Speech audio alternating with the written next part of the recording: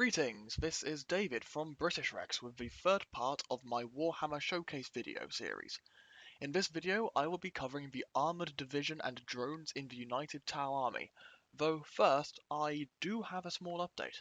Since the video on my auxiliaries went live, I added two new squads to my Space Marines. These are Green and Orange squads, each a 5-man tactical squad. The troops in these squads mostly carry bolt rifles, though Orange Squad has a Flamer Trooper, and Green Squad has a missile launcher and a sergeant who carries a Combi Plasma, which is just a bolt gun with a plasma rifle welded on top. This also brings the total point cost of that army to 810 points. Moving back to the Tau, this is the Armoured Division. This division consists of a 6-man stealth suit team, 2 3-man crisis battlesuit teams, a commander, a broadside, and a Hammerhead Gunship. These models can fulfill a number of roles, some much better than others. Another thing to note is that in gameplay, every model in this division is able to fly, allowing them to ignore terrain when moving, which makes them just a bit more powerful. To start, this is my commander. He is in an XV-85 Enforcer battlesuit, armed with a cyclic ion blaster and a burst cannon, and is currently equipped with an advanced targeting system and a multi-tracker. He also has the Gatling Burst Cannon prototype weapon, meaning that his burst cannon can land more hits depending on what is rolled during the shooting phase. As the commander of the entire army, he can also, once per battle at the start of a turn, declare one of two strategies, Coyun and Montcar. If he declares Coyun, units within 6 inches of him cannot move that turn, but can re-roll hit rolls that turn. If he declares Montcar, units within 6 inches of him do not suffer penalties for moving and shooting that turn, so heavy weapons, for example, can be fired after a movement as if they remain stationary. This was the first battlesuit that I assembled, though one of my crisis suits was bought pre-assembled and painted first. I currently do not have a name for the commander, so any suggestions are welcome. Next, these are the first of my XV-8 crisis battlesuit squads. These were the second-hand ones, which were also the very first Warhammer models I ever painted. I didn't use a primer coat, so the paint isn't quite as smooth as later models, but I don't think they look too bad. Each of these battlesuits has a shield generator, giving them a 4+ invulnerable save. Regular saving throws can be affected by armor piercing, so an invulnerable save can guarantee a saving throw against particularly nasty weapons. 2 of the suits are also armed with missile pods and burst cannons, whilst the third has a fusion blaster and a plasma rifle. The second Crisis Battlesuit squad has a bit of a special model, who I'll get to in a moment. The other 2 suits in this team each have a shield generator and a missile pod, with one taking a fusion blaster and the other taking a plasma rifle. The third suit in this team is a chasseur I have been calling Captain Burnside. Burnside is using an XV-802 Crisis Iridium suit, which in the lore is an experimental suit that provides greater protection. In gameplay, this gives the suit a 2+ save as opposed to a 3+ save, making it incredibly difficult to damage. He doesn't carry a shield generator, so he does not get a 4+ invulnerable save, but the Iridium suit balances that out. However, that isn't the main reason he's a special unit. His loadout is a set of 3 flamers. Flamers are incredibly brutal weapons, as they automatically hit what they are shooting at. Instead of rolling a dice to find out if you hit, you roll a dice to find out how many times you hit.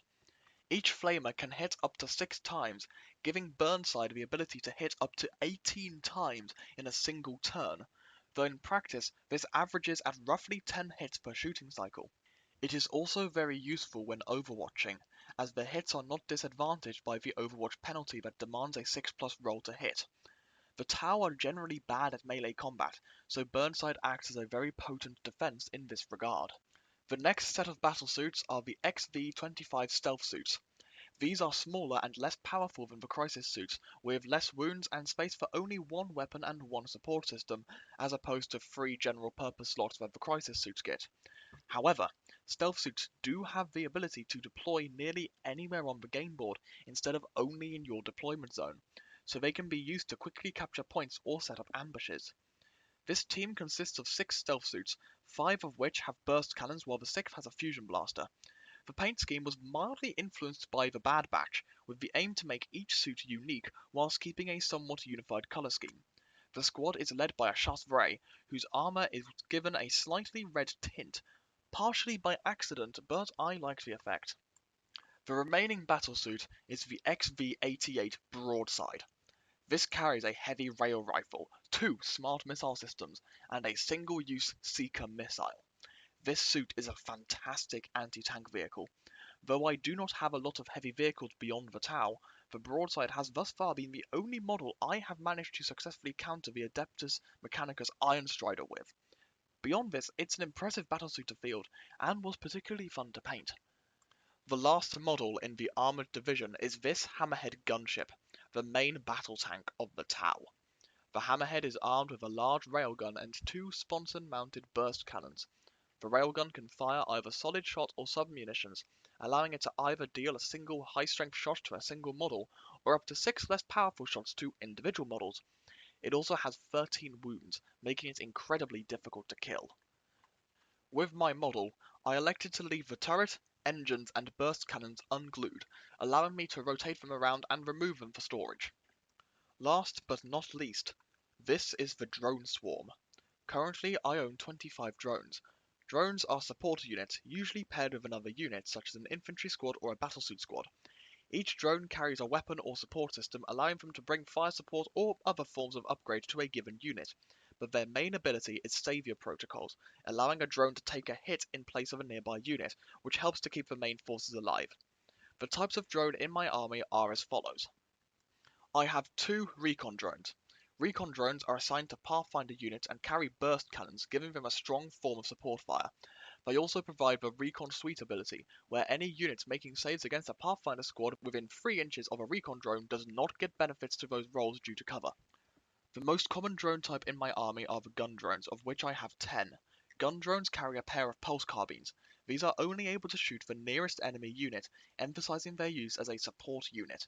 2 of these are orange, having come from the second-hand Fire Warrior team, and 6 of them are using a new variant on the usual colour scheme. Next most common are the 6 marker drones. Marker drones carry a marker light, which, as explained in the previous video, allow for enemy units to be marked, providing benefits when shooting them. The broadside came with, and is deployed with, this pair of missile drones. Missile drones bring missile pods, adding some more explosive firepower for the broadside. I have 2 Guardian drones, which give nearby breacher teams a 5-up and nearby fire teams a 6-up invulnerable save. Also pictured is my Pulse Accelerator drone, which increases the range of all nearby pulse weapons by 6 inches. And finally, I have 1 Grav Inhibitor drone, which reduces charge rolls by 1d3, or 1d6 divided by 2, and the final drone is a Shield drone, which has a 4-up invulnerable save and, when taking a hit, takes a d6 roll and is not wounded on a 5 or a 6. That wraps up the current army showcases. I can update when I make substantial additions, but for the time being, this is the current state of my Warhammer armies. I hope you've enjoyed the series, and thank you for watching. This is British Rex, signing off.